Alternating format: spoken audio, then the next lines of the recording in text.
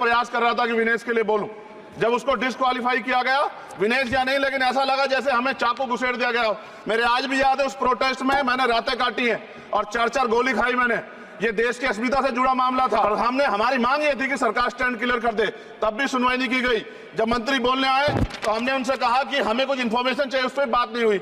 सवाल ये है सर, एक गोल्ड हमारे लिए आ रहा था और जब ये गोल्ड आता देश गौरवान्वित होता।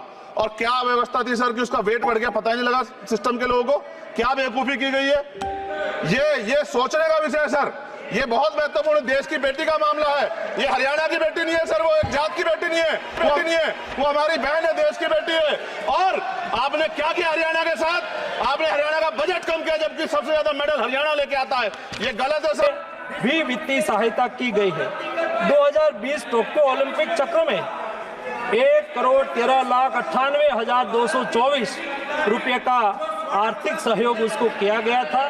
224 पेरिस ओलंपिक चक्र में भी टारगेट ओलंपिक पोडियम स्कीम में 53,35,746 और वार्षिक ट्रेनिंग एवं स्पर्धा कैलेंडर में 17,10,000, कुल मिला के 17,45,775 रुपया हमारे खिलाड़ी को आर्थिक सहायता करके उसको सक्षम करा गया। ये धोखा है।